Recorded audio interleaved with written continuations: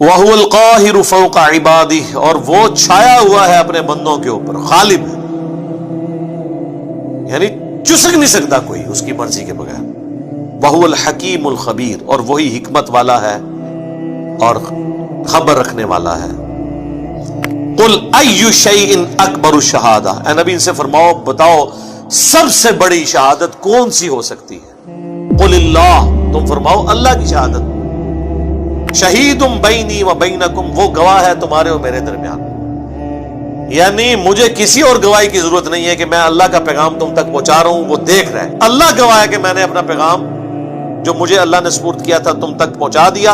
وَأُوحِيَ إِلَيَّ هَذَا الْقُرْآنُ لِأُنذِرَكُم بِهِ وَمَن بَلَغَ، اور یہ بھی ان سے کہہ دو کہ اللہ نے مجھے قرآن وحی اس لیے کیا ہے تاکہ اس کے ذریعے میں تمہیں بھی ڈر سناؤں اور جس تک بھی یہ کتاب پہنچ جائے۔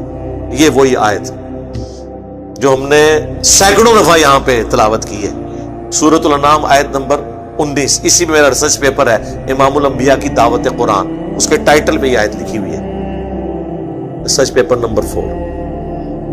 تم فرماؤ قرآن مجھے اس لیے وحی کیا گیا تاکہ اس کے ذریعے میں تمہیں ڈر سناؤں۔ اچھا مجھے بتائیں، اگر اللہ کے نبی جن کی پرائمری رسپانسبلٹی تھی کہ انہوں نے قرآن کے ذریعے لوگوں کو آخرت کا ڈر سنانا ہے، اللہ کی طرف مائل کرنا ہے، تو اس کا مطلب ہے کہ اس سے بیسٹ سلیبس تو کوئی نہیں ہو سکتا، رسول اللہ سے بڑا ٹیچر کوئی نہیں صلی اللہ علیہ وآلہ وسلم، قرآن سے بہترین سلیبس ہی کوئی نہیں ہے۔ تو یہ بابوں نے اپنی کتابیں لکھ کے امت کو کیوں تھمائی ہوئی ہیں؟ ان سے ذرا پوچھیں، فضائل اعمال، فضائل سنت، 14 ستارے، یہ پکڑ کے کیوں انہوں نے حوالے کیے ہوئے ہیں؟ کہ قرآن میں کوئی نقص تھا؟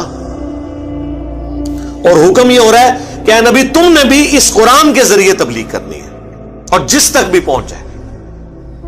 قرآن پہنچا، لیکن آپ دیکھ لیں کیا خدمت کی ان لوگوں نے۔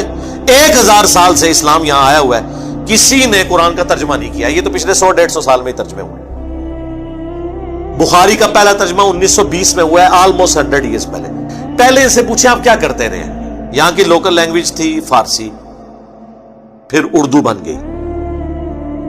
قرآن فارسی میں ٹرانسلیٹ کیوں نہیں کیا؟ شاہ ولی اللہ دہلوی نے پہلی دفعہ کیا، 5 سال تک چھپے رہے، لوگوں نے فتوے جاری کر دیے، یہ قرآن عربی میں تھا، اس نے تحریف کر کے فارسی میں کر دیا، کیونکہ ولی اللہ دہلوی نے یہ یعنی آبزرو کیا انہوں نے کہ بھئی اس قوم کا تو کوئی حال نہیں ہے، قرآن تو نہ انہوں نے عربی سیکھنی ہے، نہ ہمارے آبا اجداد نے سیکھی، نہ انہوں نے سیکھنی ہے، تو نہ انہوں نے عربی سیکھنی ہے، نہ انہوں نے قرآن پہ چلنا ہے، تو بہتر ہے قرآن کو نیٹو لینگویج میں کر دیا جائے۔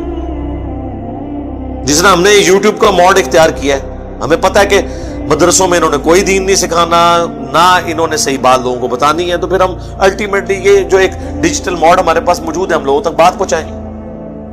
وہ ایک دیوبندی نے کتاب لکھی ہے مناقب ابی حنیفہ، اس کے مقدمے میں لکھا ہے دور حاضر میں حدیث کی کتابوں نے زندیقیت کا دروازہ کھول دیا ہے۔ پہلے ہم لوگوں کو مسئلہ بتاتے تھے، لوگ سن لیتے تھے، اب جب مسئلہ بتاتے ہیں وہ کہتے ہیں دسو کتنے لکھے ہے، پوچھ رہے ہیں لوگوں نے، شکر کرو کہ پوچھ رہے نے۔ ایک او وقت آنا ہے پہلے ایک تانوں ترن گے